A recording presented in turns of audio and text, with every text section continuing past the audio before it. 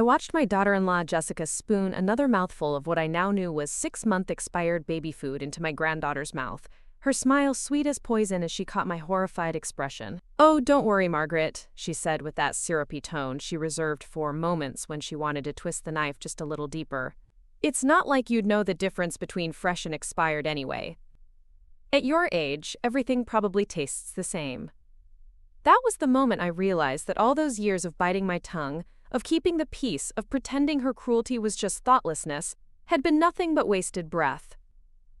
3 hours later, I was sitting in my attorney's office, signing documents that would ensure Jessica's dreams of inheriting my lakeside estate would expire, just like that baby food she'd been so carelessly feeding my precious granddaughter. Before we jump back in, tell us where you're tuning in from, and if this story touches you, make sure you're subscribed, because tomorrow, I've saved something extra special for you.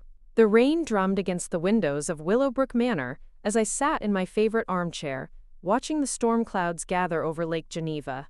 At 78 years old, I'd weathered plenty of storms, both literal and metaphorical, but nothing had prepared me for the tempest that had been brewing in my own family for the past 3 years. My name is Margaret Whitmore, and until recently, I believed that blood was thicker than water, that family meant something sacred, and that love could overcome any obstacle. How naive I'd been. The manor had been my sanctuary for 42 years, ever since my late husband Robert and I purchased the sprawling Victorian estate, with its wraparound porches and gardens that rolled down to the water's edge. We'd raised our only child, Thomas, within these walls, watching him take his first steps on the polished hardwood floors, teaching him to swim in the lake during summer afternoons that seemed to stretch on forever. The house had been filled with laughter then, with birthday parties and Christmas mornings and the kind of warm chaos that comes from a family that genuinely enjoys being together. Thomas had grown into a kind, thoughtful man, much like his father. He'd studied architecture, following in Robert's footsteps, and had built a successful practice designing custom homes for wealthy clients throughout the state. When he'd brought Jessica home for the first time 5 years ago, I'd been cautiously optimistic. She was undeniably beautiful, with platinum blonde hair that cascaded in perfect waves and blue eyes that seemed to sparkle with intelligence. She dressed impeccably, spoke with cultured precision, and knew exactly what to say to make Robert and me feel like she truly wanted to be part of our family. The warning signs had been subtle at first, so subtle that I'd dismissed them as my own paranoia, or perhaps the natural adjustment period that comes when someone new enters a close-knit family dynamic. Jessica had a way of making little comments that could be interpreted as either innocent observations or carefully crafted insults, depending on your perspective. She'd compliment my cooking while mentioning that she preferred organic ingredients, or praise the manor while suggesting that the decor was perhaps a bit outdated for someone of her generation. But Thomas was besotted, absolutely enchanted by this woman who seemed to hang on his every and laugh at all his jokes. When he announced their engagement after just 8 months of dating, Robert and I had exchanged concerned glances across the dinner table, but we'd kept our reservations to ourselves. Our son was 34 years old, successful and intelligent, certainly capable of making his own decisions about love and marriage. The wedding had been a lavish affair held in the manor's gardens, with Jessica's parents sparing no expense to create what she called her fairy tale moment. I'd paid for the flowers and the catering, wanting to contribute to their happiness, while Jessica's family covered the rest. It should have been a joyful celebration, but I'd spent most of the reception feeling like an outsider at my own son's wedding, watching Jessica hold court among her friends, while barely acknowledging the relatives and family friends who'd known Thomas since childhood. The first year of their marriage had been relatively peaceful, perhaps because they'd been busy settling into their new home in the upscale Riverside district and establishing their routines as a couple. Jessica had quit her job as a marketing coordinator shortly after the wedding, claiming that Thomas preferred her to focus on making their house a proper home. I'd thought it was a bit old-fashioned, but I'd kept my opinions to myself, remembering how I'd made similar choices when Thomas was young. Everything changed when Robert died suddenly of a heart attack 18 months ago. The grief had been overwhelming, a physical pain that made it difficult to breathe, to eat, to find any reason to get up in the morning. Thomas had been wonderful during those dark weeks, checking on me daily, helping me handle the funeral arrangements and the endless paperwork that comes with losing a spouse. Jessica had been appropriately sympathetic, bringing casseroles and offering to help with household tasks, playing the role of the devoted daughter-in-law with Oscar-worthy performance. But once the immediate crisis had passed and the sympathy cards had stopped arriving, Jessica's true nature had begun to emerge like a photograph developing in slow motion. The helpful daughter-in-law had gradually been replaced by someone who seemed to view my continued existence as an inconvenience to be managed, rather than a relationship to be cherished. It started with small things that could easily be explained away as misunderstandings or oversights.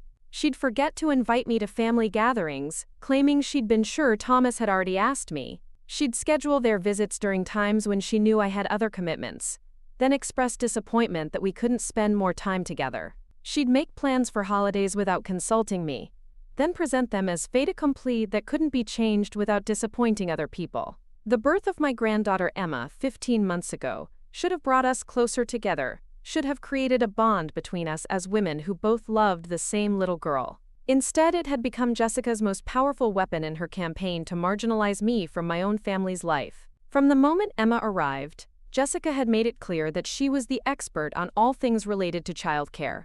That my decades of experience raising Thomas were irrelevant because I was from a different generation with outdated ideas. She'd criticize everything I did, from the way I held Emma to the songs I sang to her during nap time. When I'd offer to babysit, so that Thomas and Jessica could have a date night, she'd find reasons why it wasn't convenient, claiming Emma was too fussy or I wouldn't know what to do if she cried.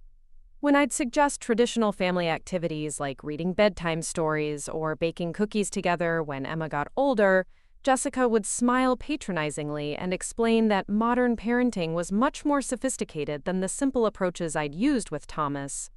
But it was the incident with the expired baby food that finally opened my eyes to just how calculating and cruel Jessica could be. I had arrived at their house for what had become my weekly supervised visit with Emma, a humiliating arrangement that Jessica had instituted under the guise of wanting to spend quality time together as 3 generations of women. I'd been looking forward to the afternoon, having brought a new book I'd wanted to read to Emma, and some fresh flowers from my garden that I'd thought Jessica might enjoy. Emma had been fussy that day, crying more than usual and refusing the bottle Jessica had prepared for her. As a grandmother who'd raised a child and helped care for numerous babies over the years, I could tell something was wrong, but Jessica had dismissed my concerns with her usual condescending smile. When Emma had finally settled down for her afternoon feeding, I'd watched Jessica pull a jar of baby food from the pantry, something that looked like sweet potatoes and carrots. The jar had looked odd to me, the label slightly faded and the lid not quite sitting properly, but I'd assumed it was just my imagination playing tricks on me. It wasn't until I'd casually picked up the empty jar to throw it away that I'd noticed the expiration date printed on the bottom in small black numbers. My blood had run cold as I'd realized that the food Jessica had just fed to my granddaughter had expired 6 months ago. "Jessica," I'd said carefully, holding up the jar so she could see the date. "This baby food expired in February. It's now August." I'd expected shock, maybe embarrassment, certainly some kind of maternal panic about what this might mean for Emma's health. Instead, Jessica had barely glanced at the jar before shrugging with calculated indifference. "Oh, that," she'd said, her voice carrying that tone of bored superiority she'd perfected over the past year. "Those dates are just suggestions, Margaret. Baby food doesn't actually go bad that quickly. It's not like Emma can tell the difference anyway." The casual cruelty of her response had taken my breath away. This wasn't carelessness or ignorance. This was deliberate negligence designed to show me just how little my concerns mattered to her. "Jessica, 6 months is not a suggestion," I'd said, my voice rising despite my efforts to stay calm. "That food could make Emma seriously ill. We need to call the pediatrician immediately." But Jessica had just laughed, that tinkling sound she made when she wanted to make someone feel foolish for worrying about something she deemed unimportant. "You're being dramatic, Margaret. I've been feeding Emma expired food for months now, and she's perfectly fine. Maybe you should worry about your own health instead of trying to interfere with how I choose to care for my daughter." The admission had hit me like a physical blow. Not only had Jessica been deliberately feeding my granddaughter potentially dangerous food, she'd been doing it for months, while I'd been sitting there helplessly, relegated to the role of observer in my own granddaughter's life. That's when she'd... Preparing and narrating this story took us a lot of time. So if you are enjoying it, subscribe to our channel. It means a lot to us. Now, back to the story. Delivered the comment that had shattered any remaining illusions I'd harbored about her character. The words that had finally made me understand that this wasn't about generational differences or adjustment periods. This was about power, control, and a level of malice I'd never encountered in someone who was supposed to be family. "It's not like you'd know the difference between fresh and expired anyway," she'd said, spooning another mouthful of the rancid mixture into Emma's mouth while maintaining that sweet, poisonous smile. "At your age, everything probably tastes the same."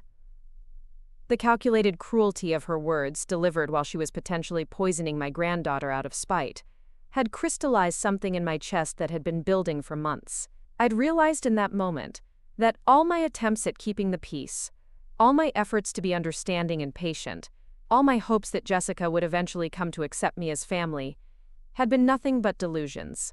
Jessica didn't see me as Thomas's mother, or Emma's grandmother, or even as a human being deserving of basic respect.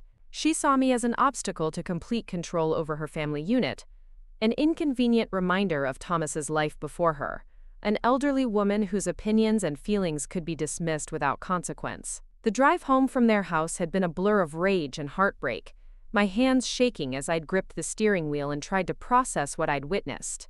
Emma's trusting face as she'd swallowed that expired food, Jessica's casual admission that she'd been doing this for months, the realization that my own son had no idea his wife was potentially endangering their daughter's health out of spite toward me. By the time I'd pulled into the circular driveway of Willowbrook Manor, I'd made a decision that would have seemed impossible just hours earlier. If Jessica wanted to treat me like I was already dead, like my opinions and concerns were worthless, like my love for my granddaughter was irrelevant, then perhaps it was time to show her exactly what losing me would actually cost her. The first call I'd made was to Dr. Sarah Pemberton, Emma's pediatrician, to report what I'd witnessed and get professional advice about the potential health implications. Dr. Pemberton had been appropriately alarmed, explaining that expired baby food could contain harmful bacteria that could cause serious digestive issues, food poisoning, or worse in infants. She'd recommended that Emma be brought in for an examination and had offered to document the incident if I felt it was necessary for any legal proceedings. The second call had been to my attorney, Harold Sinclair, a man who'd been handling my legal affairs for nearly 20 years, and had helped me navigate the complex process of settling Robert's estate. Harold had listened without interruption as I'd explained the situation, his occasional murmurs of concern, the only indication that he was as appalled as I was by Jessica's behavior. "Margaret," he'd said when I'd finished my account, "what you're describing sounds like child endangerment, possibly intentional. Have you considered contacting Child Protective Services?" I'd thought about it during the drive home, but the reality was more complicated than simply reporting Jessica to the authorities. Thomas loved his wife, despite her flaws, and any action that seemed like I was trying to break up their marriage would likely result in me being cut off from Emma entirely. "I don't want to destroy Thomas's family, Harold," I'd explained. "But I also can't stand by and watch Jessica continue to treat Emma's safety as a weapon against me. I need to take action that will protect Emma, while also making it clear to Jessica that her behavior has consequences." That's when Harold had suggested the one action that would accomplish both goals, while also ensuring that Jessica's dreams of inheriting my estate would face the same fate as the baby food she'd been serving my granddaughter. "Have you considered revising your will?" he'd asked carefully. "You've always planned to leave the majority of your estate to Thomas, with the understanding that it would eventually benefit Emma as well. But if Jessica is willing to endanger Emma's health out of spite toward you, perhaps it's time to consider alternative arrangements that would ensure your assets are used in ways that align with your values." The idea had been both terrifying and liberating. Terrifying because it meant acknowledging that my relationship with my son might never recover from such a dramatic action. Liberating because it offered a way to take back control over my own life and legacy, while potentially protecting Emma from Jessica's continued negligence and cruelty. We'd scheduled an appointment for the following morning, giving me the night to think through all the implications of what I was considering. I'd spent hours walking through the manor, looking at the photographs that chronicled 42 years of family memories, thinking about Robert and what he would have advised in this situation. He'd always been protective of those he loved, unwilling to tolerate anyone who threatened the safety or happiness of his family. I knew he would have been as outraged as I was by Jessica's behavior, as concerned about Emma's welfare, as heartbroken by the realization that our daughter-in-law viewed us as enemies rather than family. The next morning had dawned clear and bright, the storm having passed during the night and left the air fresh and clean. I'd dressed carefully for my appointment with Harold, choosing a navy blue suit that Robert had always said made me look dignified and authoritative. If I was going to make decisions that would affect the rest of my life and the lives of people I loved, I wanted to feel like the strong, capable woman I'd always tried to be. Harold's office occupied the top floor of a restored Victorian building in the historic district of Millbrook, the small city that had been my home for nearly 5 decades. The space was elegant but comfortable, with leather-bound books lining the walls and tall windows that looked out over the tree-lined streets where I'd walked Emma in her stroller during happier times. Harold himself was in his mid-60s, silver-haired and impeccably dressed, with the kind of warm but professional manner that had made him one of the most respected attorneys in the area. "Margaret," he'd said, rising from behind his mahogany desk to greet me with a firm handshake. "I've been thinking about our conversation yesterday, and I want to make sure you understand all the implications of what you're considering before we proceed with any changes to your estate planning." We'd spent the first hour reviewing my current will, which left the bulk of my assets to Thomas with the understanding that he would eventually pass them on to Emma. The estate was substantial, accumulated over decades of careful investing and the appreciation of properties Robert and I had purchased throughout our marriage. In addition to Willowbrook Manor, which was worth approximately $2 million, I owned a portfolio of stocks and bonds valued at nearly $3 million, a small apartment building that generated rental income, and various personal assets including jewelry, artwork, and antiques that had been in our families for generations. The total value approached $6 million, more than enough to ensure that Emma would never want for anything, and that Thomas and Jessica could live comfortably for the rest of their lives.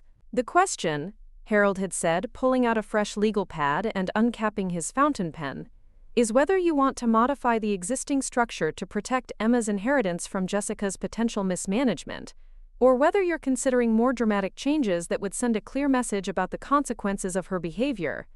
I'd spent sleepless hours the night before wrestling with exactly that question.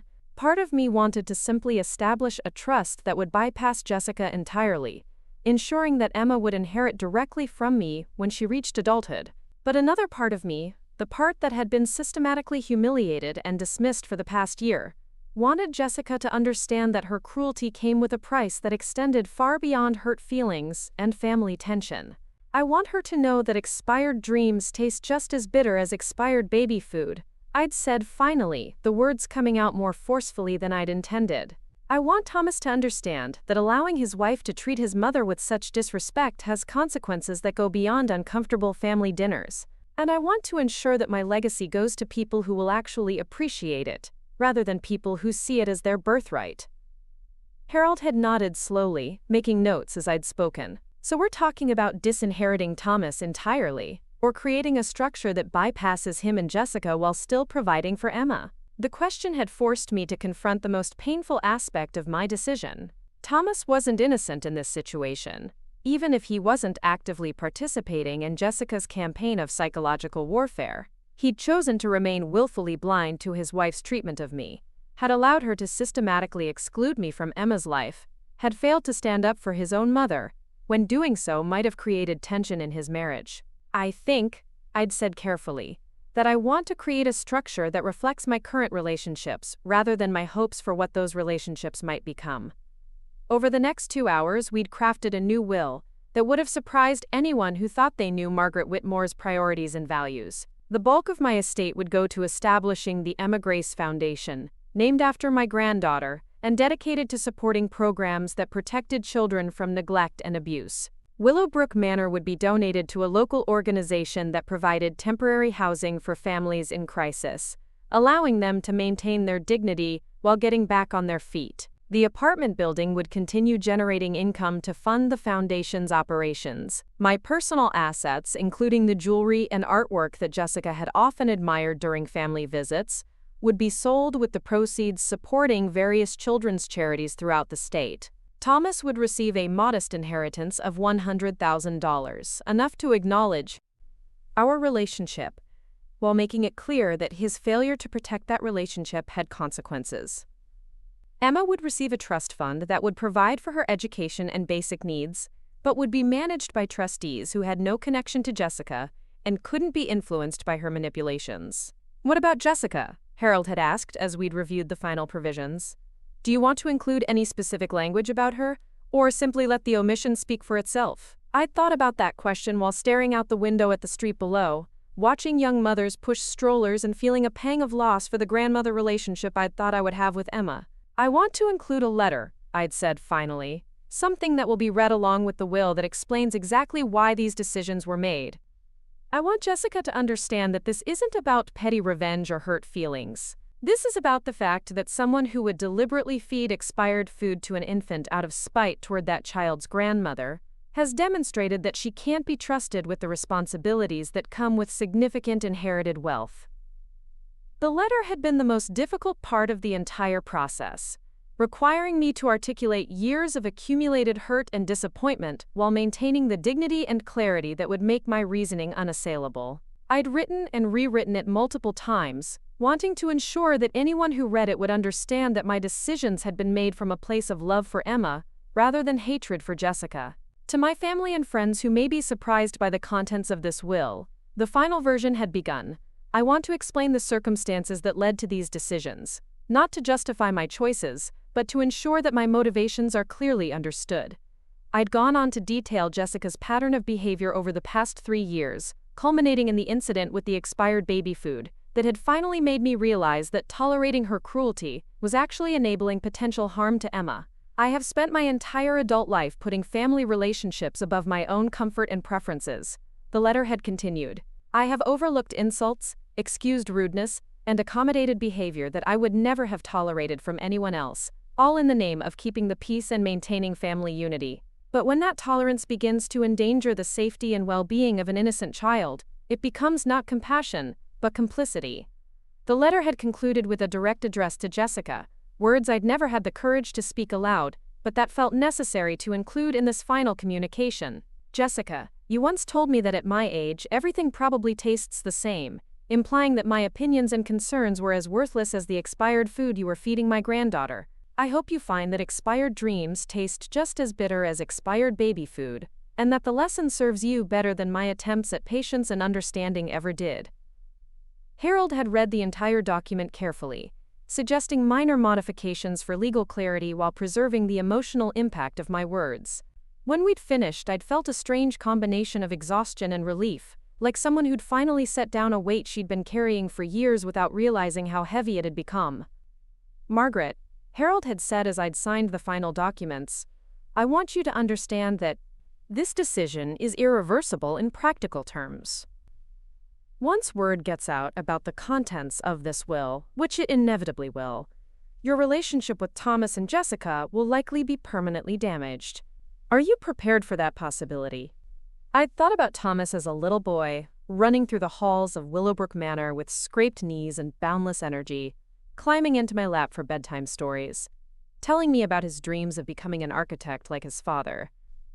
I'd thought about the young man who'd called me every week during college, who'd brought me flowers on Mother's Day, who'd seemed genuinely happy to share his life with the woman he loved.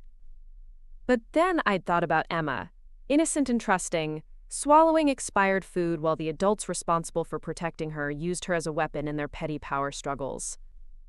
I'd thought about Jessica's calculated cruelty, her casual admission that she'd been endangering Emma for months, her dismissive attitude toward anyone who dared to challenge her authority over her small domestic kingdom.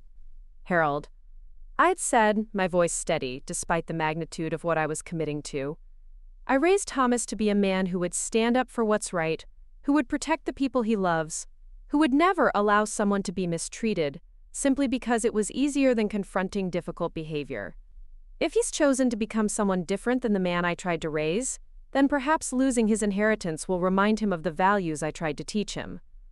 The documents had been filed that afternoon, sealed and secured in Harold's office safe, while copies were sent to the appropriate institutions and organizations.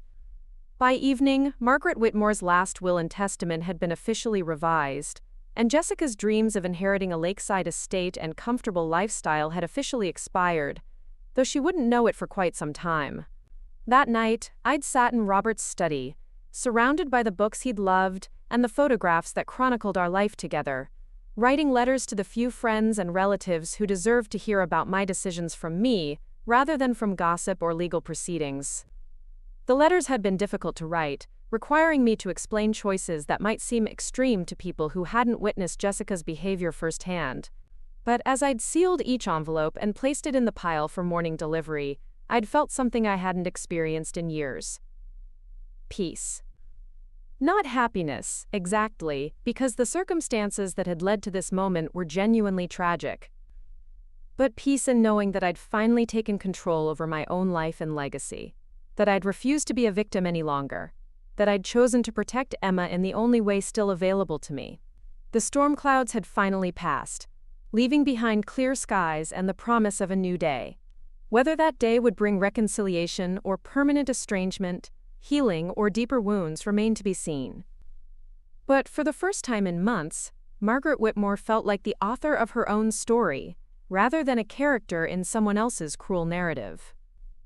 Tomorrow would bring new challenges, difficult conversations, and the beginning of a confrontation that would test every relationship I valued. But tonight, in the quiet comfort of Willowbrook Manor, surrounded by memories of better times and the certainty that I'd finally done what needed to be done, I was at peace with the woman I'd chosen to become. The following Tuesday brought an unexpected phone call that would set everything in motion far sooner than I'd anticipated. I was in my garden, tending to the roses that Robert had planted along the stone pathway leading to the lake, when my housekeeper, Mrs. Chen, called to me from the back porch. "Mrs. Whitmore, there's a gentleman on the phone who says he's from Child Protective Services. He'd like to speak with you about a report that was filed yesterday." My heart stopped for a moment as I processed what she'd said. I hadn't contacted CPS myself, which meant someone else had taken that step.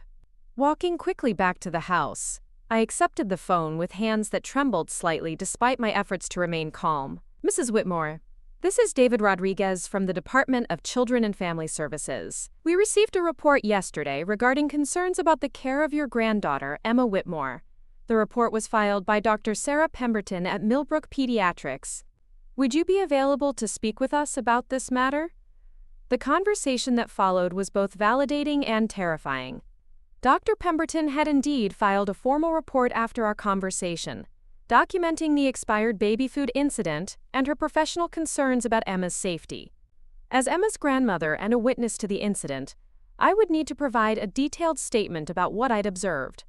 Within 2 hours, I found myself sitting across from Mr. Rodriguez and his colleague, a stern-faced woman named Linda Walsh, in my living room at Willowbrook Manor. They were professional but thorough, taking detailed notes as I recounted not just the expired food incident, but the broader pattern of Jessica's dismissive attitude toward Emma's well-being and her systematic exclusion of me from my granddaughter's life. "Mrs. Whitmore," Ms. Walsh said after I'd finished my account, "you mentioned that Mrs. Jessica Whitmore admitted to feeding expired food to the child for months. Do you have any documentation of this admission?" I explained about my conversation with Harold Sinclair and the detailed notes he'd taken during our meeting, which had included my recollection of Jessica's exact words. Ms. Walsh made a note to contact Harold's office for a formal statement. The investigation moved quickly from there. Thomas and Jessica were contacted that afternoon and informed that a case had been opened regarding Emma's care. I learned later that Jessica had been furious, immediately assuming that I was responsible for what she called a malicious attack on her parenting. She wasn't wrong, exactly, though I hadn't initiated the CPS involvement directly. Thomas called me that evening, his voice tight with anger and disbelief. "Mother, what the hell is going on?" Jessica said CPS showed up at our house asking questions about expired baby food and claiming you'd made some kind of report about us. I could hear Jessica's voice in the background, sharp and demanding, though I couldn't make out her words. "Thomas, I witnessed Jessica feeding Emma baby food that had expired 6 months ago. When I expressed concern, she told me she'd been doing it for months and that it didn't matter because Emma couldn't tell the difference. Dr. Pemberton was the one who contacted CPS, not me, though I certainly cooperated with their investigation." The silence that followed stretched uncomfortably long. When Thomas finally spoke again, his voice carried a weariness that made him sound decades older than his 36 years. "Mother, are you absolutely certain about the expiration date? Because Jessica says you misread it, that you've been having vision problems and jumped to conclusions." The suggestion that I was either lying or becoming senile hit me like a physical blow. This was my own son, the child I'd raised to value truth and integrity, and he was essentially accusing me of fabricating a story that could destroy his family. "Thomas, I may be 78 years old, but there's nothing wrong with my vision or my memory. The jar was expired by 6 months." And Jessica admitted to feeding Emma expired food regularly. "Dr. Pemberton has documented everything." "Look, Mother, I don't know what's really going on here, but this needs to stop." Jessica is beside herself. Emma is upset because strangers were asking her questions, and now we have to deal with some kind of investigation because of what you think you saw. The dismissive tone in his voice was so reminiscent of Jessica's condescending manner that I wondered if I was hearing the influence she'd had on him over the years. That night, I lay awake thinking about the conversation and the realization that my son was prepared to believe his wife's version of events over his own mother's eyewitness account. If Thomas was willing to dismiss my concerns so easily, if he was truly convinced that I was either mistaken or malicious enough to fabricate child endangerment charges, then perhaps I'd been right to protect my legacy from people who viewed me as an unreliable burden. The CPS investigation continued for 2 weeks, during which time I had no contact with Thomas or Jessica beyond a brief, heated phone call in which Jessica accused me of trying to destroy their family out of jealousy and spite. "You can't stand that Thomas chose me over you," she'd screamed into the phone before I could respond. "You can't accept that he has a life that doesn't revolve around your need for attention and control." The investigation concluded with no formal charges being filed, but with a strong recommendation that Jessica attend parenting classes and that the family work with a social worker to address communication and safety issues. Jessica had managed to charm the investigators during their home visits, presenting herself as a devoted mother who'd made an innocent mistake, while painting me as an interfering grandmother who couldn't accept her diminished role in the family. But the damage to our relationships had been done. Thomas called me the day after the case was closed, his voice coldly formal in a way I'd never heard from him before. "Mother, I want you to know that the investigation found no evidence of neglect or abuse. Jessica has agreed to take some parenting classes, but only because she wants to put this whole situation behind us." "Thomas, the fact that no charges were filed doesn't mean the incident didn't happen. I saw what I saw, and I reported it because I was concerned about Emma's safety. That's what grandparents are supposed to do." But even as I spoke the words, I could feel the futility of trying to convince someone who'd already decided I was the villain in this story. What grandparents are supposed to do is support their children's families, not try to destroy them with false accusations and government investigations. "Jessica has been nothing but kind to you, and this is how you repay her?" The statement was so far from reality that I wondered if Thomas had genuinely convinced himself it was true, or if he was simply repeating what Jessica had told him to believe. The conversation ended with Thomas informing me that they needed some space to heal from the trauma I'd caused their family. Emma would not be available for visits until further notice, and they would appreciate it if I would respect their privacy during this difficult time. It was, in everything but name, a complete cutoff from my granddaughter's life. 3 weeks later, I received a phone call that changed everything once again. Harold Sinclair's voice was grim as he delivered news that I'd been expecting but dreading. "Margaret, I've just received a call from an attorney named Patricia Hoffman. She represents Thomas and Jessica, and she's informed me that they're challenging your new will on grounds of mental incompetency and undue influence." The legal papers arrived the next day, delivered by a nervous young courier who seemed apologetic about the nature of his errand. The petition painted a picture of an elderly woman whose grief over her husband's death had led to increasingly erratic behavior and poor judgment. It cited the CPS investigation as evidence of my deteriorating mental state, claiming that my false accusations against Jessica demonstrated paranoid delusions and an inability to distinguish reality from fantasy. The document went on to allege that Harold Sinclair had taken advantage of my compromised mental state to convince me to make dramatic changes to my will that benefited his firm through increased legal fees. It requested that the court order a comprehensive psychiatric evaluation and appoint a guardian to oversee my financial affairs until my competency could be established. Reading those pages felt like being punched repeatedly in the stomach. Not only were Thomas and Jessica attempting to overturn my carefully considered decision about my own assets, they were essentially arguing that I was senile and incompetent, incapable of managing my own life. The betrayal was so complete, so devastating, that I spent the rest of that day in a kind of shocked numbness. But by the next morning, the numbness had been replaced by a cold, focused anger that reminded me of the woman who'd successfully managed complex business investments for decades and navigated the male-dominated world of estate planning and wealth management. If Thomas and Jessica wanted to play legal hardball, if they thought they could bully me into submission by questioning my mental competency, they were about to discover that underestimating Margaret Whitmore had been a serious tactical error. Harold and I spent the next week preparing our response, gathering evidence that would demonstrate not only my complete mental competency, but also the deliberate, rational thought process that had led to my decision to change the will. Dr. Pemberton provided a detailed statement about our conversations and her assessment of my mental acuity during the expired baby food incident. My financial advisor, Dr. Williams from the University Psychology Department, and even Mrs. Chen all provided affidavits attesting to my sharp mind and sound judgment. But our most powerful piece of evidence came from an unexpected source. During one of our preparation meetings, Harold mentioned that he'd recently installed a new security system in his office that included audio recording capabilities for client meetings. "Margaret," he said carefully, "with your permission, I'd like to review the recordings from our meetings about your will change. If they captured your reasoning process and decision-making clearly, they could be powerful evidence of your mental competency."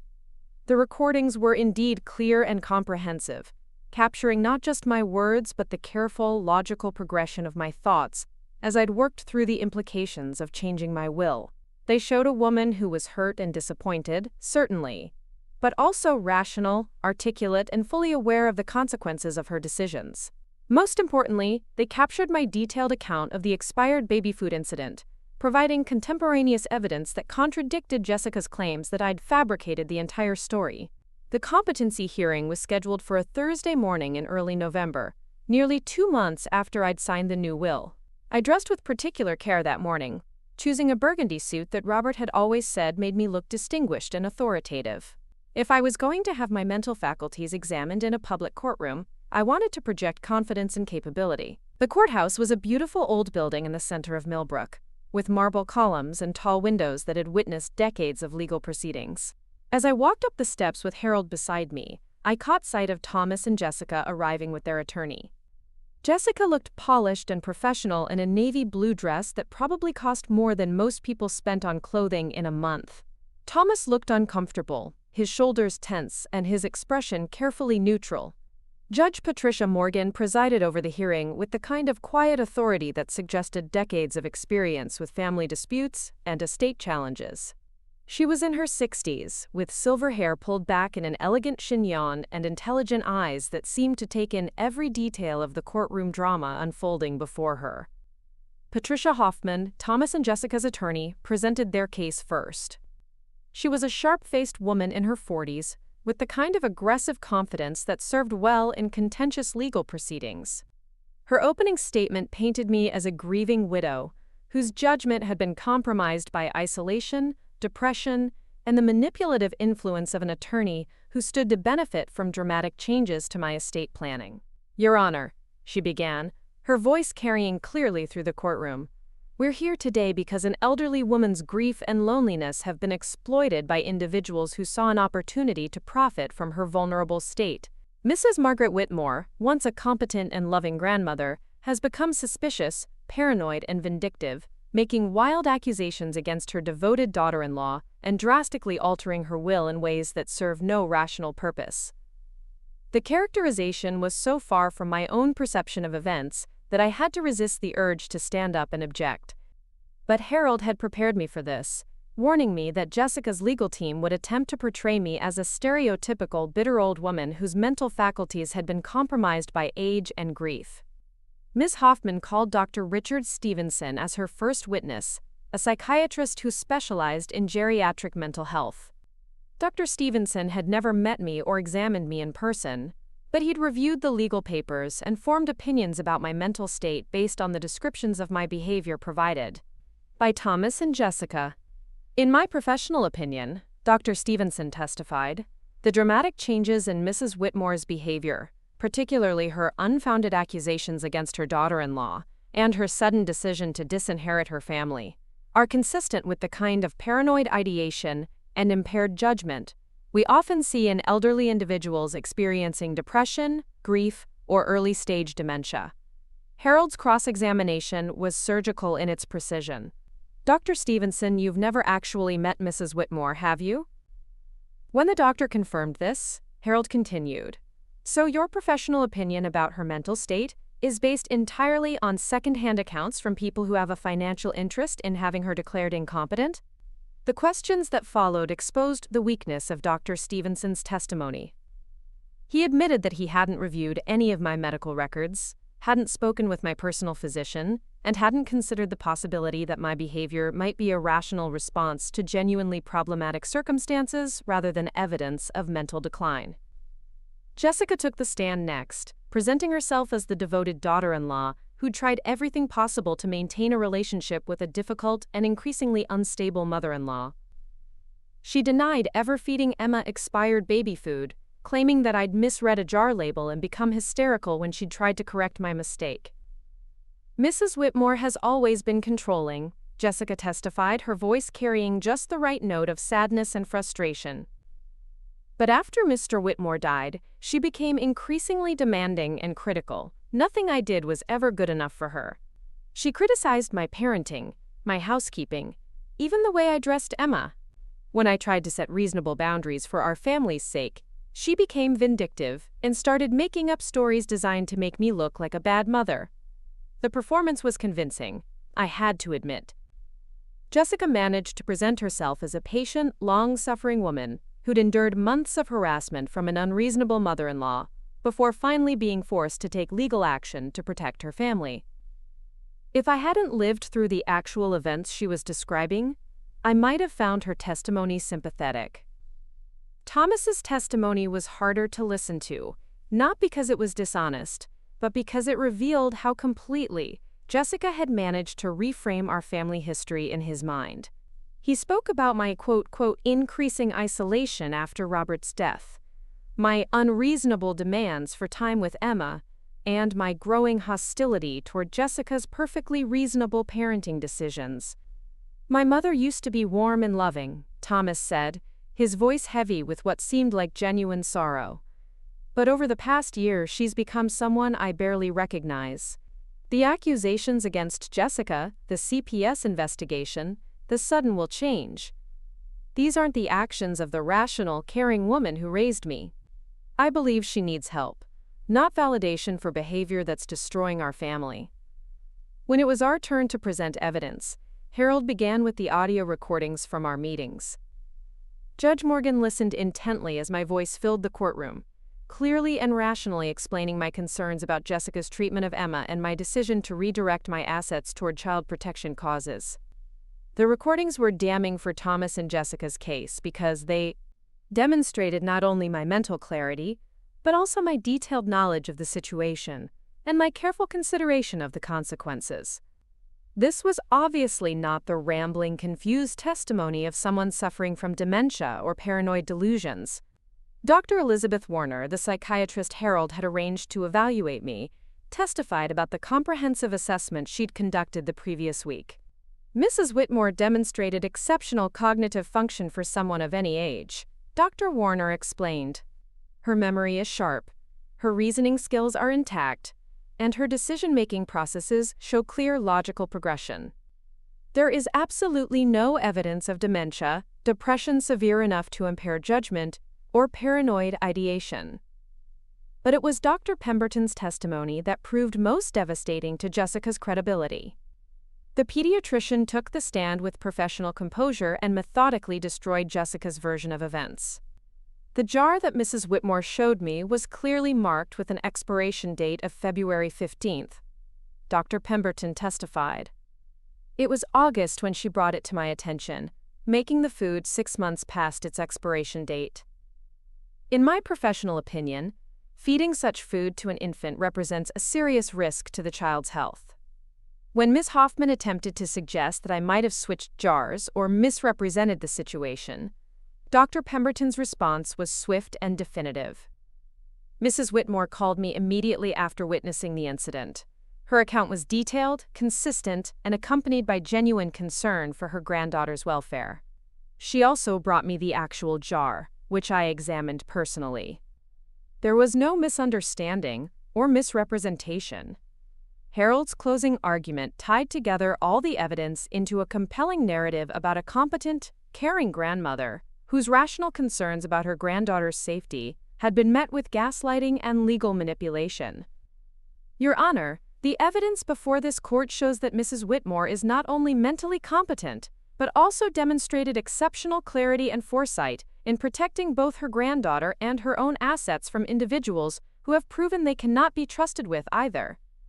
Ms. Hoffman's closing argument attempted to portray me as a vindictive old woman whose hurt feelings had led to irrational and destructive behavior, but the strength of our evidence, particularly the audio recordings and Dr. Pemberton's testimony about the expired baby food, had undermined the foundation of their case. Judge Morgan retired to consider the evidence, leaving us to wait in the courthouse hallway. I sat on a wooden bench that had probably witnessed thousands of similar moments of anticipation and anxiety, trying to maintain my composure while my future hung in the balance. Thomas and Jessica sat on the opposite side of the hallway, whispering urgently with their attorney and occasionally shooting hostile glances in my direction. After what felt like hours but was probably only 45 minutes, we were called back into the courtroom. Judge Morgan had returned to the bench with a stack of papers and an expression that gave no hint about her decision. I've reviewed all the evidence presented in this matter, she began, her voice carrying clearly through the hushed courtroom. The question before this court is whether Mrs. Margaret Whitmore possessed the mental capacity to make informed decisions about her estate at the time she executed her revised will. Judge Morgan went on to summarize the key evidence, noting the stark contrast between the petitioners' characterizations of my mental state and the objective evidence of my competency. The court finds the audio recordings of Mrs. Whitmore's meetings with her attorney to be particularly compelling evidence of her mental clarity and rational decision-making process. The judge also addressed the expired baby food incident directly, noting that Dr. Pemberton's testimony had been credible and concerning, and that my response to witnessing potential child endangerment had been appropriate and rational rather than evidence of paranoid delusion. Therefore, Judge Morgan concluded, the court finds that Mrs. Margaret Whitmore was fully competent at the time she executed her revised will and that her decisions, while perhaps the petition to declare Mrs. Whitmore incompetent is denied, and her will shall stand as executed. The gaveling echoing through the courtroom felt like a thunderclap that changed everything and nothing all at once. I'd won the legal battle, but the war for my family's soul had been lost long before we'd entered that courthouse.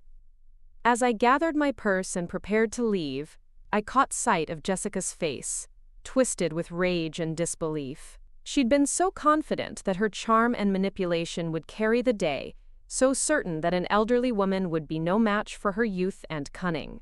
Thomas looked broken, like a man who'd gambled everything on a losing bet and was only now beginning to understand the magnitude of his loss. He'd supported his wife's attempt to have me declared incompetent, had testified that his own mother had lost her mind, and had lost everything when the court ruled that I was perfectly sane and fully within my rights to disinherit them both. As I walked out of that courthouse with Harold beside me, I felt a complex mixture of vindication and grief. I'd protected my legacy and proven my competency, but I'd also lost my son and granddaughter in the process. The woman who'd entered those proceedings hoping to salvage some kind of relationship with her family was walking away knowing that bridge had been permanently burned.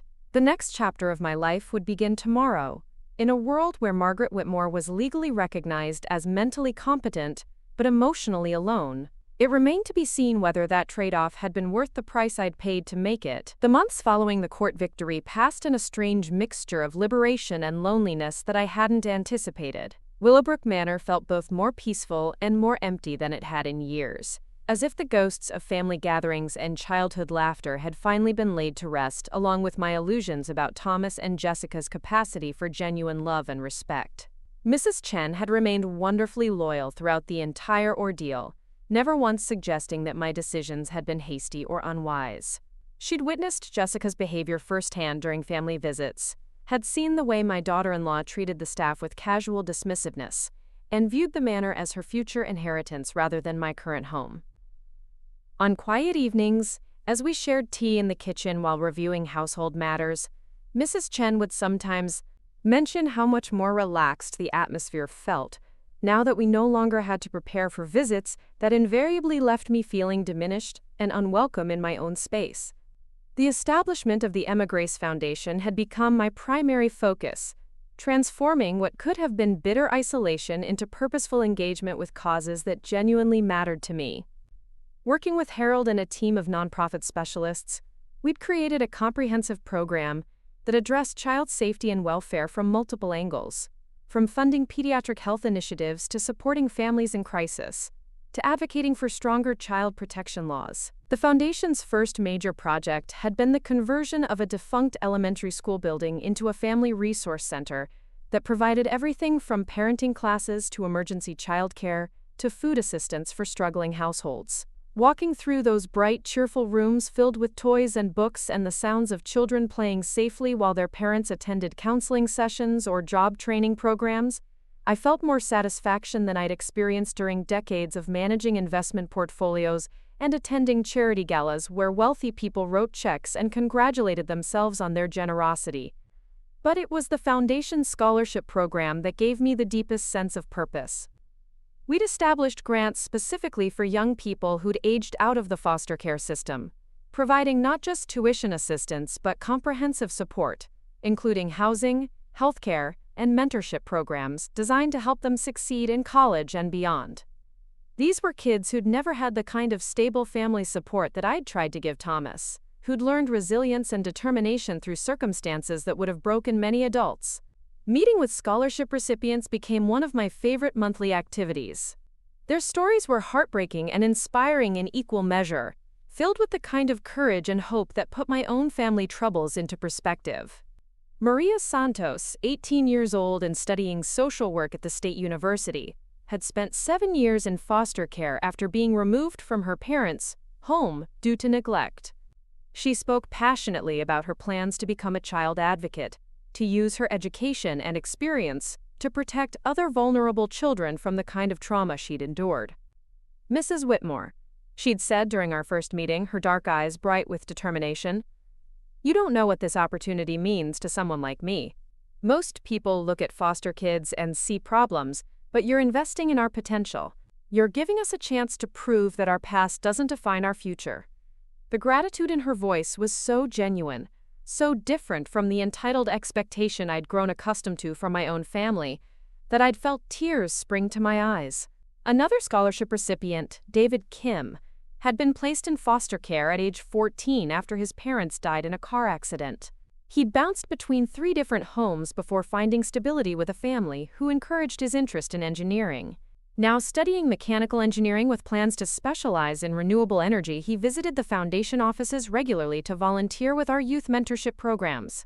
"I want other kids to know that being in foster care doesn't mean you're damaged goods," David had explained while helping to come de piece organize materials for a college prep workshop. Mrs. Whitmore believed in us enough to invest in our education. The least we can do is pay it forward by helping the next generation believe in themselves too. These young people possess something that my own sons seem to have lost somewhere along the way: the understanding that opportunities are gifts to be treasured rather than entitlements to be demanded. They worked harder, appreciated more, and gave back generously, despite having received far less support and stability than Thomas had enjoyed throughout his privileged childhood. The irony wasn't lost on me that I'd found more meaningful family connections with these scholarship recipients than I'd had with my biological family in years. They called regularly to update me on their academic progress, invited me to graduation ceremonies and academic award presentations, and sent handwritten thank you notes that I treasured more than any expensive gifts Jessica had ever given me out of social obligation. 6 months after the court hearing, I received an unexpected phone call that would test my resolve and force me to confront the lasting consequences of my decisions. The caller introduced herself as Catherine Morrison, a family therapist who specialized in intergenerational conflicts and estate disputes. "Mrs. Whitmore," she said in a voice that was both professional and compassionate, "I've been working with your son Thomas and his wife Jessica for several months now, helping them process the trauma and loss they've experienced as a result of your family's legal battles. They've asked me to reach out to you about the possibility of family mediation sessions aimed at healing some of the damage that's been done." The request caught me completely off guard. After months of silence from Thomas and Jessica, punctuated only by occasional updates from mutual acquaintances about their struggles to maintain their lifestyle without my financial support, I'd assumed that any possibility of reconciliation had been permanently foreclosed by the competency hearing and its aftermath. "Dr. Morrison," I said carefully, "I'm not sure what purpose mediation would serve at this point. The legal matters have been resolved, my will stands as I intended, and I've moved forward with my life in ways that I find fulfilling and meaningful. What exactly are Thomas and Jessica hoping to accomplish through therapy sessions?" Dr. Morrison explained that Thomas in particular was struggling with what she termed complicated grief over the loss of his relationship with me, complicated by guilt over his role in the legal proceedings, and confusion about how their family had reached such a devastating impasse. Jessica, according to the therapist, was dealing with her own feelings of rejection and abandonment, though she seemed less interested in genuine reconciliation than in finding ways to repair what she saw as damage to her social standing and future financial security. "Mrs. Whitmore, I want to be completely honest with you about what I've observed during my sessions with your son and daughter-in-law," Dr. Morrison continued. "Thomas genuinely seems to miss you and regret the choices that led to this estrangement. He's begun to acknowledge that he may have been too quick to dismiss your concerns and too willing to accept Jessica's interpretation of events without considering your perspective." The admission that Thomas was finally beginning to question Jessica's version of our family history should have felt like a victory, but instead it filled me with a bone-deep weariness. Too little, too late, I thought, remembering the months of gaslighting and dismissal that had preceded his legal attempt to have me declared incompetent. "And Jessica?" I asked, though I suspected I already knew the answer based on Dr. Morrison's carefully neutral tone when she'd mentioned my daughter-in-law's motivations. "Jessica's engagement with the therapeutic process has been more limited," Dr. Morrison admitted diplomatically. "She maintains that she was always loving and respectful toward you, and she seems to view the current situation primarily through the lens of how it's affected her family's financial prospects and social relationships. However, she has expressed willingness to participate in mediation if it might lead to some form of reconciliation." The conversation left me conflicted in ways I hadn't experienced since those first days after changing my will. Part of me longed for the restoration of my relationship with Thomas, for the chance to be a grandmother to Emma again, for some version of the family harmony I'd once taken for granted. But another part of me, the part that had been systematically diminished and dismissed for years before finally finding the strength to stand up for myself, recognized that Jessica's willingness to participate in mediation was likely motivated by financial considerations rather than genuine remorse. I agreed to think about Dr. Morrison's proposal, but asked for some time to consider whether mediation would be beneficial, or simply provide Jessica with another opportunity to manipulate the situation to her advantage. That evening, I sat in Robert's study with a glass of wine and tried to imagine what genuine reconciliation with Thomas and Jessica would actually look like. Could I trust Jessica around Emma after witnessing her willingness to endanger my granddaughter's health out of spite? Could I believe that Thomas had truly come to understand and regret his role in our estrangement? Or was his newfound interest in therapy simply a response to the financial pressure of maintaining their lifestyle without my support? Most importantly, could I open myself to the possibility of being hurt again by people who'd already demonstrated their capacity for breathtaking cruelty and betrayal? After a week of consideration, I called Dr. Morrison back with my decision. I appreciate Thomas's apparent willingness to examine his role in our family's breakdown, I told her. However, I don't believe that Jessica has demonstrated any genuine recognition of how her behavior contributed to this situation. Until she can acknowledge her treatment of me and take responsibility for endangering Emma's safety, I don't see how mediation could be productive. Dr. Morrison seemed disappointed but not surprised by my response. Mrs. Whitmore, I understand your reservations, and I think they're valid based on what I've observed about the family dynamics involved. Would you be open to individual sessions with Thomas, without Jessica present? He's expressed particular interest in trying to understand your perspective and repair the damage in your mother-son relationship. The idea of meeting with Thomas alone, without Jessica's influence or presence, was more appealing than joint mediation sessions. Perhaps without his wife there to reinforce her version of events, Thomas might be able to engage more honestly with the reality of what had transpired between us. After some additional consideration, I agreed to 2 individual sessions with Thomas, with the understanding that my participation didn't commit me to any broader reconciliation process. The first session took place on a gray October afternoon in Dr. Morrison's office, a comfortable space filled with soft lighting and the kind of neutral decor designed to promote calm discussion of difficult topics. Thomas arrived a few minutes after me, looking older and more haggard than I remembered. His usually perfect appearance was slightly disheveled, his expensive suit wrinkled as if he'd slept in it, and his eyes carried a weariness that reminded me painfully of how he'd looked as a child when he was sick or deeply troubled. "Mother," he said quietly as he took the seat across from me, the word carrying a weight of emotion that hadn't been present in his voice for years. "Thank you for agreeing to do this. I wasn't sure you would." The session that followed was unlike any conversation Thomas and I had ever had, marked by a level of honesty and vulnerability that I hadn't experienced from my son since he was a teenager, struggling with typical adolescent conflicts.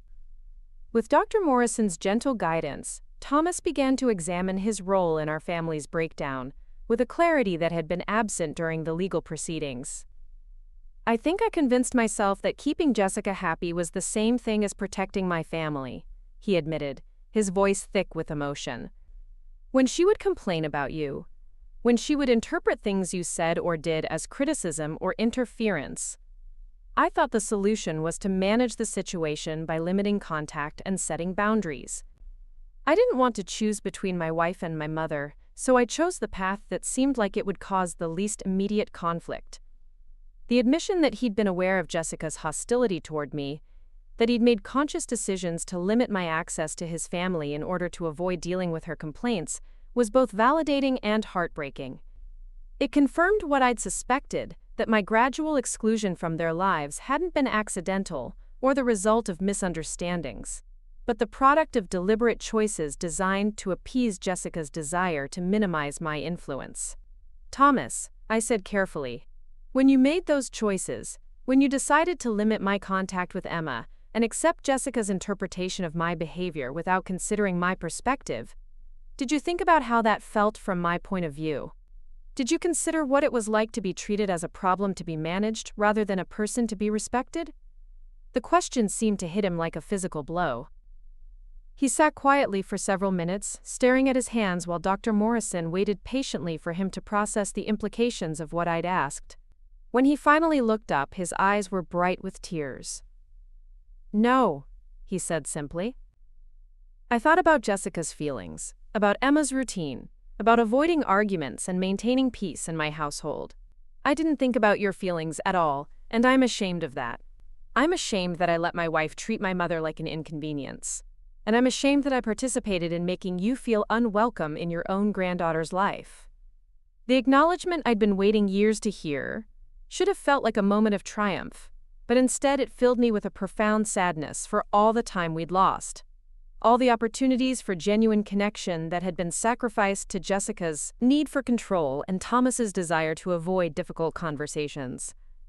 "Thomas, do you understand why I changed my will?" I asked. "Do you understand that it wasn't about punishing you or Jessica, but about ensuring that my legacy would go to people who would actually value it rather than people who saw it as their due?" He nodded slowly. "I'm beginning to understand that, yes. The scholarship recipients you're working with, the families you're helping through the foundation, They appreciate opportunities that Jessica and I took for granted. We acted like your support was something we deserved, rather than something we should be grateful for. The conversation continued for nearly 2 hours, covering years of accumulated hurt and misunderstanding with a depth of honesty that felt both healing and exhausting. Thomas acknowledged that Jessica's treatment of me had been cruel and dismissive, admitted that he'd failed in his responsibilities as both a son and a father by allowing that treatment to continue, and expressed genuine remorse for the role he'd played in the legal challenge to my competency. But it was his admission about the expired baby food incident that proved most significant. "Mother, I need you to know that Jessica did admit to me after the CPS investigation was closed that she had been feeding Emma expired food. She said it wasn't a big deal, that expiration dates were just suggestions. But she also admitted that she'd been doing it partly because she knew it would upset you if you found out." The confession that Jessica had deliberately endangered Emma's health as a way of expressing her hostility toward me was both vindicating and horrifying. It confirmed that my decision to report the incident had been absolutely justified, and it revealed a level of calculated cruelty that went far beyond simple neglect or carelessness. "Thomas, you're telling me that your wife admitted to deliberately feeding your daughter expired food partly to spite me, and you're still married to her? You still allow her to make decisions about Emma's care?" The questions hung in the air like accusations, and Thomas's inability to answer them spoke volumes about the impossible position he'd created for himself. Our second session, held 2 weeks later, focused on the possibility of rebuilding some form of relationship between Thomas and me, independent of Jessica's participation or approval. Thomas expressed a genuine desire to repair the damage in our mother-son relationship, to find ways to honor both his marriage and his family of origin without forcing me to accept disrespect or Emma to suffer from adult conflicts. "I can't undo the legal challenge or the things that were said during the competency hearing," Thomas admitted. "But I want you to know that I love you, that I miss having you in my life, and that I'm willing to do whatever work is necessary to earn back some version of the relationship we used to have." The sincerity in his voice was unmistakable, and I found myself moved despite my determination to protect myself from further disappointment. This was my son, the child I'd raised and loved unconditionally for 36 years, finally acknowledging the pain his choices had caused and expressing genuine desire for reconciliation. But even as part of me longed to embrace the possibility of restored relationship with Thomas, the practical challenges seemed insurmountable. How could we rebuild trust when Jessica remained hostile and manipulative? How could I have a relationship with Emma when her mother saw me as a threat to be neutralized? How could I believe that Thomas had truly changed when he remained married to someone who'd admitted to endangering his daughter out of spite? "Thomas," I said finally, "I appreciate your willingness to acknowledge your mistakes and express genuine remorse. That means more to me than you probably realize. But I need you to understand something important. The woman who desperately wanted to maintain family relationships at any cost, who was willing to accept disrespect and cruelty in order to preserve access to her granddaughter, no longer exists." I explained to him about the foundation, about the scholarship recipients who'd become like surrogate grandchildren to me, about the meaningful work I was doing to protect other children from the kind of neglect Emma had experienced. "I've built a new life that gives me purpose and fulfillment without requiring me to accept unacceptable treatment from people who should love me," I told him. "I'm not willing to go backward to a dynamic where Jessica's moods and manipulations determine whether I'm allowed to be part of my own family." Thomas listened without interrupting, his expression growing more troubled as he began to understand the magnitude of what his choices had cost not just our relationship, but my entire identity as his mother and Emma's grandmother. By the time I finished explaining how completely I'd rebuilt my life around new relationships and purposes, he looked like a man who'd finally grasped the true dimensions of his loss. "So there's no possibility of reconciliation?" he asked, his voice barely above a whisper. "No chance that we could find some way to be family again?" The pain in his voice nearly broke my resolve. But I forced myself to remember the months of gaslighting and dismissal, the courtroom testimony where he'd claimed I was mentally incompetent, the admission that Jessica had endangered Emma deliberately, and his continued acceptance of that behavior. "Thomas, reconciliation would require genuine change, not just good intentions or therapeutic insights. It would require Jessica to acknowledge her treatment of me and take responsibility for endangering Emma's safety. It would require you to prioritize Emma's well-being over Jessica's ego, and to establish boundaries that protect both Emma and me from future manipulation. Are you prepared to do those things? The silence that followed told me everything I needed to know. Thomas wanted reconciliation, but only if it could be achieved without forcing him to confront Jessica's behavior, or make difficult choices about the kind of family environment he was willing to accept for his daughter. He wanted the comfort of restored relationships without the work of actually addressing the problems that had destroyed those relationships in the first place. After our second session ended, I walked out of Dr. Morrison's office, knowing that I'd given Thomas every opportunity to demonstrate genuine change and commitment to rebuilding our relationship on healthy terms. His inability to make those commitments, while disappointing, was also liberating in its clarity. I no longer had to wonder whether reconciliation was possible, or waste emotional energy hoping for changes that weren't coming. The holidays that year were different from any I'd experienced since Robert's death, but they were also surprisingly joyful in ways I hadn't anticipated. Instead of spending Christmas morning alone or enduring stilted family gatherings where I felt like an unwelcome obligation, I hosted a celebration at the Foundation's Family Resource Center for scholarship recipients and their families, many of whom had nowhere else to go for the holidays. The converted school building was decorated with handmade ornaments created during art therapy sessions, and the cafeteria was filled with the sounds of laughter and conversation in multiple languages, as families from various cultural backgrounds shared traditional foods and stories. Maria Santos brought her foster mother, a woman named Linda who'd opened her home to dozens of children over the years and who treated each placement like a beloved family member. David Kim arrived with his foster parents and two younger siblings who'd been placed with the same family after he'd graduated high school. Watching him help serve dinner while discussing his engineering studies with other scholarship recipients, I felt the kind of maternal pride I'd once hoped to experience watching Thomas succeed in his career and family life. But it was 8-year-old Sofia Rodriguez who provided the most meaningful moment of the entire celebration. Sofia was the daughter of one of our parenting class participants, a young mother who'd struggled with addiction but was working hard to create a stable home for her children. Sofia had made a Christmas ornament for me during one of the children's activities, a simple angel cut from construction paper and decorated with glitter and markers. "This is for you, Mrs. Margaret," Sofia said shyly, presenting the ornament with the kind of ceremony that suggested she understood its importance. "Mama says you help families like ours have better Christmases. The angel is supposed to watch over you like you watch over us." Holding that handmade ornament, surrounded by families who'd been brought together by the Foundation's work, I felt a completeness that had nothing to do with blood relationships or inherited obligations. These people were my chosen family, connected not by genetics or legal documents, but by shared values of appreciation, respect, and genuine care for one another's well-being. As the celebration wound down and families began heading home with leftover food and small gifts provided by Foundation donors, I reflected on how dramatically my definition of family and legacy had evolved over the past year. The woman who'd once measured her worth by her ability to maintain relationships with people who treated her poorly had discovered that her true value lay in her capacity to create meaningful connections with people who valued what she had to offer.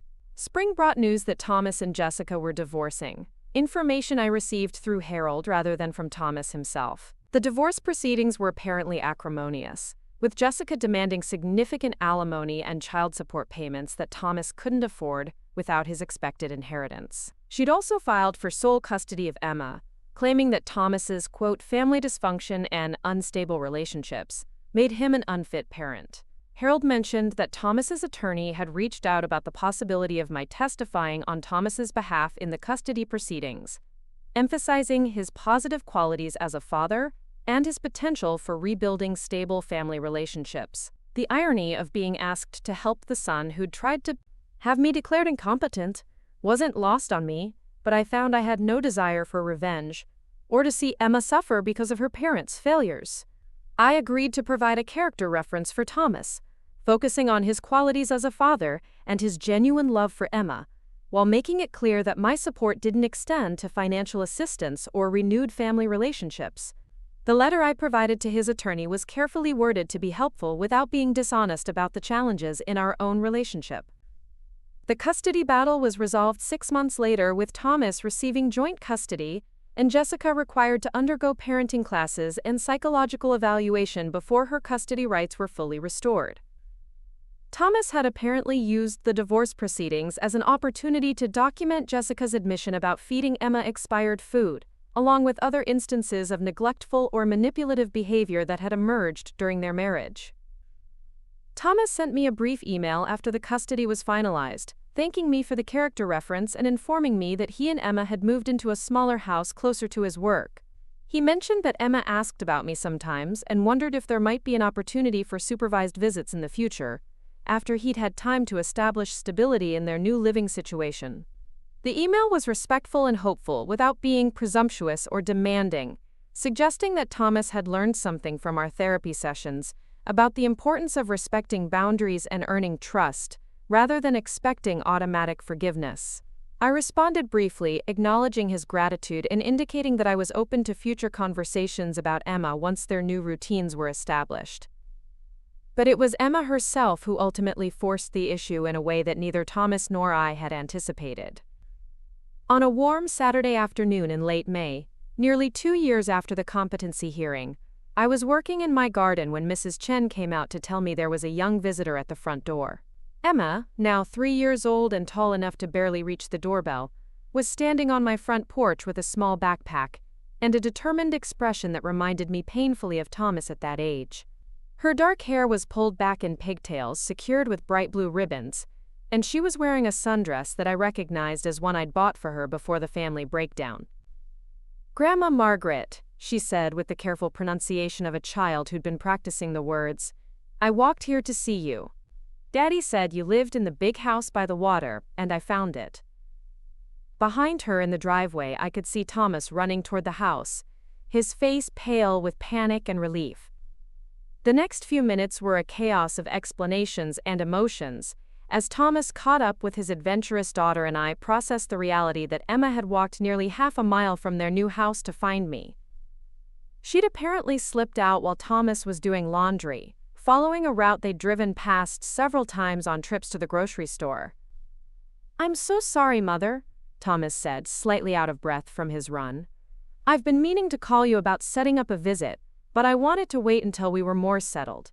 I never imagined she'd try to find you on her own." But Emma, oblivious to the adult complications that had kept us apart, was already exploring the front porch, with the curiosity of a child discovering a new playground. "This is a really big house, Grandma Margaret," she announced, peering through the front windows. "Do you have toys inside? Daddy says you used to have toys when he was little like me."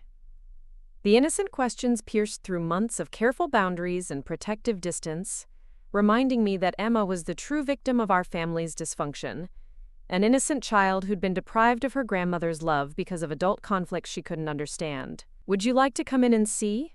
I asked, making a decision that felt both terrifying and inevitable. "I think there might still be some of your daddy's old toys in the attic, if you'd like to look for them." Emma's face lit up with the kind of pure joy that only children can express, and she clapped her hands with excitement before remembering her manners and looking to Thomas for permission. The afternoon that followed was simultaneously healing and heartbreaking, filled with the kind of simple grandmother-granddaughter activities I'd dreamed about during the long months of estrangement. We found Thomas's old toy box in the attic, filled with blocks and books and stuffed animals that Emma examined with the reverence of an archaeologist discovering ancient treasures. We read stories in the garden while Thomas watched nervously from a distance, ready to intervene if the reunion proved too overwhelming for any of us. Emma insisted on picking flowers for Grandma Margaret's house, and carefully arranged them in a vase that had once belonged to my own grandmother, creating a connection between generations that transcended the legal documents and family conflicts that had kept us apart. But it was during Emma's nap time, when she curled up on the sofa in Robert's study with one of Thomas's old teddy bears, that her father and I were finally able to have the conversation we'd been avoiding for months. "She talks about you constantly," Thomas admitted quietly, settling into the chair across from where I sat watching Emma sleep. "She remembers the stories you used to read to her, the songs you would sing during her visits. She keeps asking when she can see Grandma Margaret again, and I haven't known what to tell her." The pain in his voice was unmistakable, the guilt of a father who'd realized that his choices had deprived his daughter of a loving relationship she desperately missed. "Jessica has been telling her that you don't want to see her anymore, that you're angry at our whole family," Thomas continued, But Emma keeps saying that grandmas aren't supposed to stop loving their grandchildren, no matter what happens with the grown-ups. The wisdom of a 3-year-old child, cutting through months of adult complexity with the simple understanding that love shouldn't be conditional on legal proceedings or hurt feelings, forced me to confront the reality that I'd been using Emma as collateral damage in my conflict with Jessica and Thomas. Thomas, I said carefully, Emma is innocent in all of this. She didn't choose Jessica as her mother or participate in the decision to have me declared incompetent. She's a child who deserves to know her grandmother's love, regardless of what's happened between us adults. We spent the next hour crafting an arrangement that would allow Emma and me to rebuild our relationship while respecting the boundaries I'd established with Thomas and protecting all of us from potential manipulation by Jessica. Emma could visit me on Saturday afternoons, with Thomas dropping her off and picking her up, but not necessarily staying for extended interactions until we'd all adjusted to the new dynamic. The visits that began that summer became the brightest part of my week, filling Willowbrook Manor with laughter and energy that had been absent for too long. Emma loved exploring the house and grounds, discovering secret passages and hidden nooks that had fascinated her father decades earlier. We established traditions like Saturday afternoon tea parties on the front porch and bedtime stories in the library, creating new memories that honored our family's history while acknowledging its changed circumstances. Emma also became fascinated with the Foundation's work, particularly the children's programs we funded. She loved hearing about the scholarship recipients and insisted on drawing pictures for the kids who didn't have mommies and daddies to take care of them.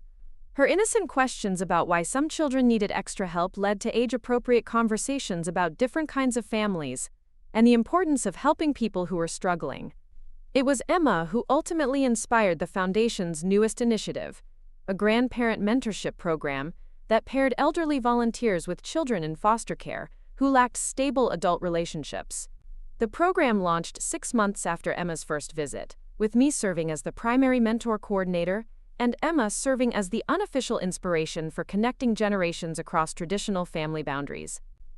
Thomas and I never fully reconciled in the way either of us had once hoped, but we developed a cordial co-parenting relationship centered entirely on Emma's well-being and happiness.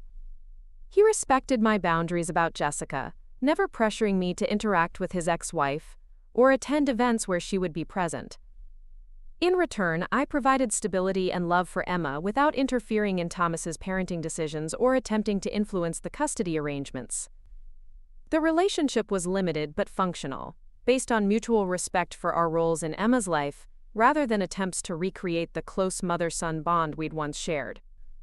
We were never going to be the family we'd once been, but we'd found a way to be the family Emma needed us to be, prioritizing her emotional well-being over our own hurt feelings and disappointed expectations. Jessica remarried within a year of the divorce, apparently finding another wealthy man willing to support her preferred lifestyle. She moved to a different state with her new husband, maintaining minimal contact with Emma and showing little interest in rebuilding any kind of relationship with me. Her absence from our lives felt like the lifting of a toxic cloud that had poisoned our family dynamics for years.